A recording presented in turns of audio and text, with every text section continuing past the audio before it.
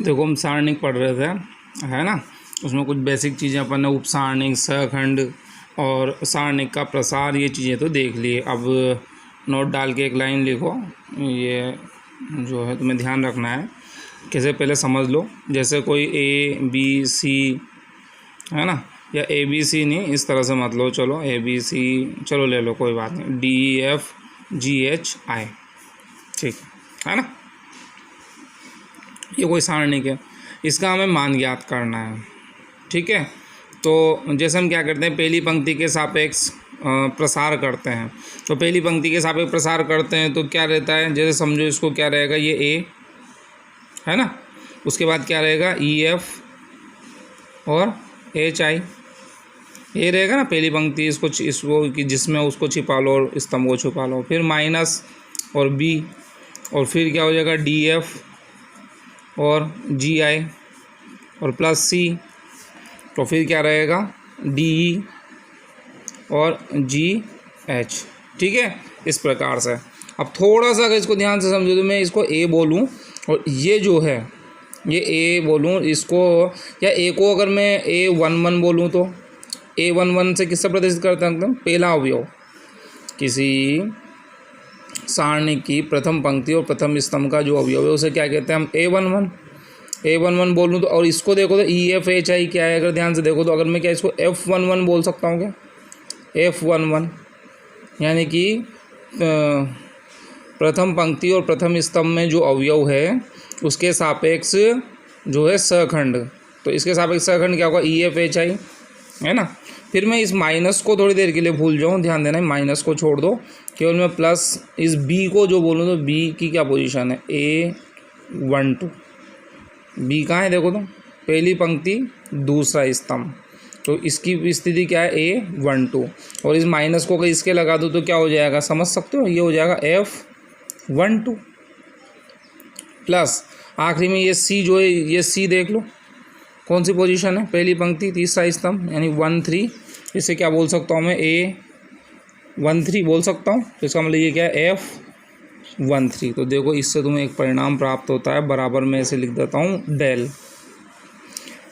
अब इसको मैं कथन में समझाऊँ तुम्हें कि यदि किसी पंक्ति के अवयवों, क्या कहा मैंने, यदि किसी पंक्ति के अवयवों को उसी पंक्ति के संगत सहखंडों से गुणा किया जाए तो हमें सारणिक का मान प्राप्त होता है। क्या कहा मैंने, किसी पंक्ति के अवयव जैसे ए है, बी है, सी है, उनके संगत सहखंड, यानी कि एफ, जैसे ए वन वन को मैंने एफ वन वन से किया है ना, किसी और से नहीं किया, एफ वन टू से या एफ टू वन से किसी नहीं किया।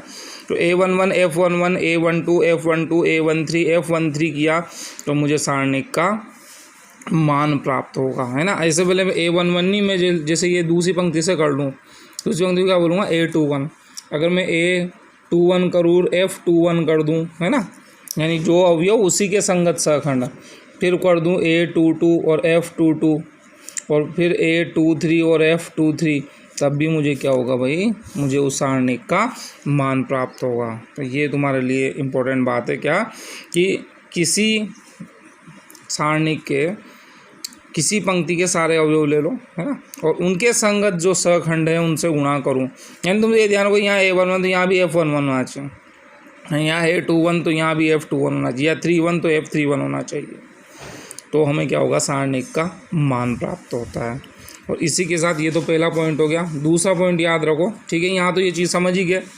एक और याद रखो कि अगर मैं ए वन वन लूँ, यानी कि अवयव तो मैं किसी पंक्ति के लूँ और सहखंड किसी दूसरी पंक्ति के ले लूँ।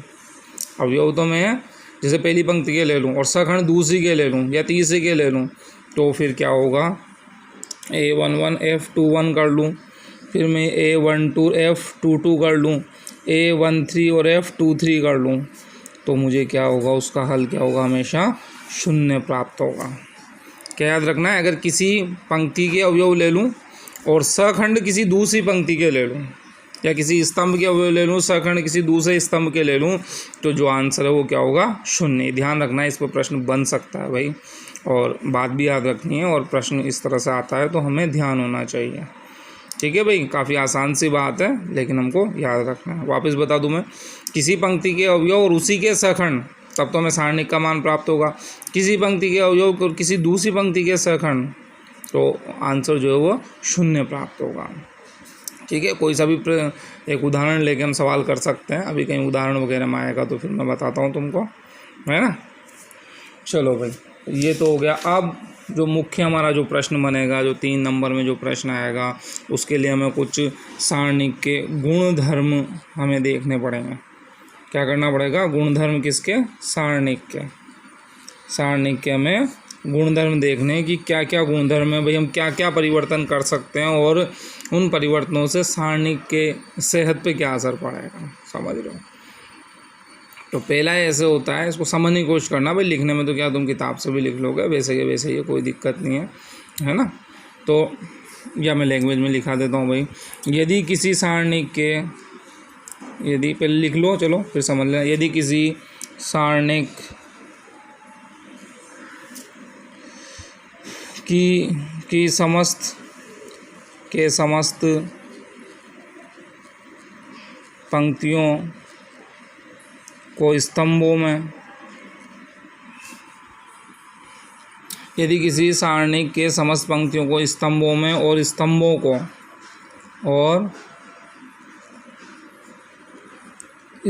को पंक्तियों में, क्या कहा मैंने? पंक्तियों को स्तंभों को पंक्तियों में बदल दें तो सारणिक पर कोई असर नहीं पड़ता।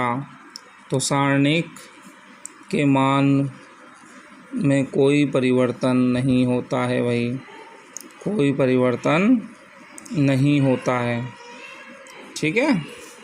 यदि किसी सारणिक की समस्त पंक्तियों को स्तंभों को पंक्तियों में बदल, सारणिक के मान में कोई परिवर्तन, समझ रहे हो। यानी कि जैसे हम परिवर्तित आव्यूह करते थे ना, वैसे ही, यानी कोई मैट्रिक्स, कोई हमारा आव्यूह था, उसका परिवर्त आव्यूह करते थे, ऐसे ही कोई सारणिक है उसका परिवर्त सारणिक करें तो भी उसका मान वही होगा। ठीक है, ये तुम लोगों को याद रखनी है भाई। जैसे मान लो मैंने डेल लिख दिया, डेल कोई सारणिक है ABCDEF और GHI, है ना। और अगर मैं इसमें परिवर्त आव्यूह लगा दूँ, है ना, परिवर्त आव्यूह लगा दूँ मैं, तो क्या हो जाएगा? ये इसको यूँ लिख दूँ ABC और DEF और GHI, तो भी ये जो है हमारा जो मान है वो समान प्राप्त होगा। ठीक है भाई। अगर हम उसको जो है परिवर्त आव्यूह ऐसे समझ लो, आव्यूह बोल दो, है ना। तो यहाँ आव्यूह तो नहीं कहेंगे हम, यहाँ तो जो है सारणिक ही कहेंगे। तो किसी सारणिक की अगर समस्त पंक्तियों को समस्त स्तंभों को पंक्तियों में बदल दें तो जो है सारणिक के मान पर कोई असर नहीं होता है। अब दूसरा गुणधर्म देख लो भाई। अगर मैं जो है पंक्तियों को चेंज कर दूं, 2 पंक्तियों को आपस में चेंज कर दूं या 2 स्तंभों को आपस में चेंज कर दूं, तो क्या फ़र्क पड़ेगा? ठीक है भाई। अगर मैं ऐसे कर दूं RI इंटरचेंज RJ, मैंने IJ बोला मतलब पहली दूसरी या दूसरी पहली या पहली तीसरी आपस में चेंज, R1 चेंज R2, या है ना RI RJ, या CI इंटरचेंज CJ। क्या बोला मैं? इंटरचेंज, यानी आपस में बदल दें, है ना। ऐसा करें या ऐसा करें तो सारणिक का मान जो है, ज़्यादा मान तो वही रहेगा लेकिन मान जो है वो ऋणात्मक हो जाएगा, मान ऋणात्मक हो जाएगा। जैसे ये सारणिक लिखा हुआ है ना, इसी सारणिक में मैं चेंज कर रहा हूँ R1 चेंज R2। क्या बोल रहा हूँ? चेंज नहीं बोलेंगे, इसको इंटरचेंज बोलेंगे। R1 इंटरचेंज R2, दोनों तरफ तीर के निशान है भाई, ये दोनों को आपस में बदल दो तो डेल जो है ये इस तरह से अगर हम बदल दें, है ना। ABC को मैं यहाँ लिख देता हूँ। क्या करा मैंने? R1 को तो R2 बना दिया और R2 को R1 बना दिया, समझना भाई। इसको तो ABC तो यहाँ लिख दिया, DEF यहाँ ऊपर लिख दिया और GHI। हमें ऐसा प्रश्नों को हल करने में हमें जो है, हमारे प्रश्न ऐसे आएंगे कि सारणिक के गुणधर्मों का प्रयोग करके और सारणिक का मान ज्ञात करो, तो वहाँ हमें इन गुणधर्मों का प्रयोग करना पड़ेगा। ठीक है, तो बस कुछ नहीं है। अगर हमने ये चेंज किया है ना, ये जो है डेल, ये डेल ही था, मान लो ये डेल था, इसको डेल 1 बोल दो भाई। चेंज होने के बाद डेल 1 हो गया तो कुछ नहीं है। ये जैसे अगर हमने ये चेंज किया तो इसके आगे माइनस आ जाएगा भाई। क्या आएगा? केवल माइनस आ जाएगा, यानी मान वैल्यू तो वो की वही रहेगी, बस उसके आगे क्या लग जाएगा? माइनस। अगर मैंने एक बार और चेंज कर दो, अभी मैं चेंज कर दूँ कि C1 इंटरचेंज C2, C1 और C2 को बदल दूँ, है ना, इसको del 2 बोल दो, C1 C2 को बदल दूँ, C1 C2 को बदल दो, इनको ये EBH तो इधर लिख दो, EBH, है ना, और DAG इधर लिख दिया, और FCI जहाँ का जाइए, तो क्या होगा, एक और माइनस, यानी कि कुल मिला के वापस डेल मिल जाएगा। एक और माइनस लगा दो ना, तो क्या हो जाएगा, वापस वही सारणी का मान पर। यानी तुम्हें बात क्या याद रखनी है कि अगर ये याद रखना भाई, ये RI interchange RJ, CI interchange CJ, ये जो है हमें इस तरह के गुणधर्म लगाने हैं, इनको लिखना भी है भाई। अभी प्रश्न हल कराऊंगा मैं काफ़ी सारे, तब तुम लोगों को जो है चीज़ें क्लियर होती चली जाएंगी कैसे क्या करना है ना। एक बार सारे गुणधर्म देख लो, फिर तुम प्रश्न करेंगे तब अपने आप ही जो है ऑटोमेटिक हमको याद हो जाएंगे कि कहाँ कौन सा गुणधर्म है, किस तरह का है, ठीक है। तो अगर हम पंक्तियों को, दो पंक्तियों को आपस में बदलें या दो स्तंभों को आपस में बदलें, तो क्या होता है भाई, क्या होगा, उस सारणी का केवल मान में जो है माइनस लगाना है हमको, ठीक है भाई। ये हो गया हमारा दूसरा गुणधर्म, ठीक है भाई। अब और देखो इसका तीसरा गुणधर्म देखो। तीसरा क्या है कि अगर किसी सारणिक में दो पंक्तियां समान है ना, कैसे समझना, जैसे ये ABC और दूसरी भी ABC है और DEF है ना, तो दो पंक्तियां हो या दो स्तंभ हो, उस सारणी का मान सदैव क्या रहेगा भाई, शून्य रहेगा। सदैव उस सारणी का मान क्या रहेगा, शून्य रहेगा, ठीक है। समझ रहे हो बात को? चाहो तो तुम गुणा करके देख लेना, वो तो भी सवालों में आएगा जब सब देख लेंगे। बाकी गुणधर्म एक बार लिख लो सारे, है ना, फिर उन पर सवाल देखते हैं। पहले एक बार लिख लेते हैं सबको, है ना। क्या है, दो पंक्तियां और चाहे दो स्तंभ समान हो, सारणी का मान क्या होगा, शून्य। इसी में एक और समझने की कोशिश करना, जैसे ABC के सर समान हो जो, तो ठीक है, लेकिन अगर जैसे वो 3B 3B और 3C है ना, और AEF क्या हो रहा है, समान तो नहीं है, ये तो 3A 3B 3C है, कोई दिक्कत नहीं है। हम क्या करते हैं, अगर किसी पंक्ति, कोई पंक्ति है किसी समान अवयव से गुणा है, तो उसको हम कॉमन ले सकते हैं, 3A से बाहर ले सकते हैं भाई। तो क्या हो जाएगा, ABC और DEF जो भी है मतलब, तो भी इसका हल क्या होगा भाई, शून्य होगा। 3 से गुणा था ना, कोई बात नहीं, 3 बार ले लिया। वापस देखो ये दोनों पंक्तियां एक जैसी हैं, समान है ना, संगत अवयव एक जैसे हैं, तो समान कहेंगे इसको। समान है तो इसका मान क्या होगा, हमेशा शून्य प्राप्त होगा। समझ लो। अब ये कॉमन लिया ना, इस चीज़ को मैं समझा देता हूँ। जैसे मान लो, जैसे हमारे पास एक अवयव होता था, है ना, ऐसे 1 2 3 4 है ना, ठीक है, ये A बराबर, और अगर मैं 2A करता था, ध्यान देना वहाँ पर कैसे होता था, अगर मैं 2A करता था तो क्या होता था, प्रत्येक अवयव को 2 से गुणा करते थे, 2 2 दूनी 4, 2 3 6, 2 चौक 8, है ना। लेकिन अगर सारणिक है, अगर हमारा एक सारणिक है कैसा, 1 2 3 4, अब मैं उसको अगर 2 से गुणा करता हूँ, क्या कर रहा हूँ मैं भाई, इसको 2 से गुणा कर दो। अब ऐसा नहीं होगा, हमें प्रत्येक अवयव को 2 से गुणा नहीं करना है। 2 से गुणा कर लिया, कर सकते हैं हम, कोई दिक्कत नहीं है, लेकिन अब क्या करना है, या तो एक पंक्ति के अवयवों को 2 से गुणा कर दो, या किसी एक स्तंभ के अवयवों को 2 से गुणा कर दो। सारे अवयव गुणा नहीं होंगे भाई, या तो तुम जहाँ आवश्यकता हो 2 से गुणा करने की जरूरत पड़ रही है, पहली पंक्ति को कर दो, कोई बात नहीं, 2 से गुणा कर दो, तो हो जाएगा 2 हो गया, 2 दूनी 4, बाकी 3 और 4 वैसा का वैसा ही लिखना पड़ेगा हमें। समझ लो, मैंने पहली पंक्ति से कर दिया, है ना। वो तो हम फिर यहाँ लिखेंगे RI मतलब R1 चेंज क्या 2 से किया ना, तो 2R1, क्या लिखा मैंने, R1, और इस एरो को जो मैं निशान बनाया इसको क्या बोलेंगे, चेंज। R1 को चेंज किया क्या, 2R1, R1 में चेंज किया क्या, 2R1, यानी R1 को 2 से गुणा किया।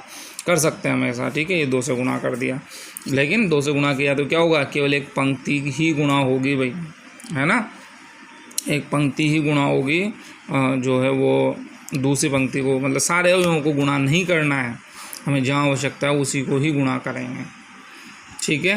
ये हो गया हमारा चौथा गुणधर्म, बोल दो, नंबर डाल दो इसको, चौथे में कर दो इन सबको, कोई दिक्कत नहीं है। समझ लो, यानी अवयव में अगर किसी संख्या से गुणा करते हो तो प्रत्येक अवयव को गुणा करना होता है, और सारणिक में अगर किसी संख्या से गुणा करते हो तो किसी एक पंक्ति को या किसी एक स्तंभ से ही गुणा होता है।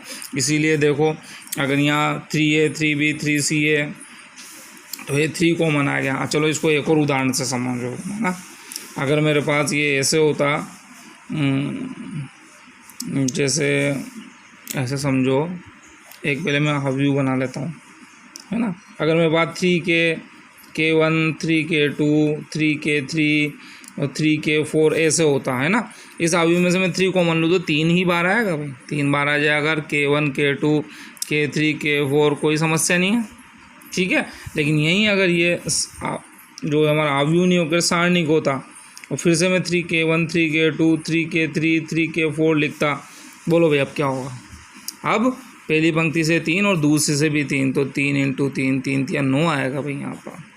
K1 K2 K3 K4 कितना आएगा यहाँ आंसर 9, क्योंकि अवयव में तो 3 सभी जगह से एक बार साथ ही बार आ जाएगा। और जो सारणिक है उसमें क्या होगा, पहली पंक्ति से 3 और दूसरी से भी 3 हमने कॉमन लिया भाई, तो फिर 3 3 9 आंसर आएगा। तो ये चीज़ समझने वाली है, ठीक है। मैंने गुणा करके भी समझा दिया तुम्हें। अगर कोई अवयव है उसमें को 2 से गुणा करोगे, प्रत्येक अवयव को 2 से गुणा करना पड़ेगा। सारणिक में 2 से गुणा करो, किसी एक पंक्ति को गुणा करोगे। कॉमन लेने का देख लो, अगर प्रत्येक अवयव समान संख्या से गुणा है तो यहाँ 3 ही बार आएगा, और यहाँ जो है पहली पंक्ति से भी 3 और दूसरी पंक्ति से भी 3 कॉमन आएगा, ठीक है।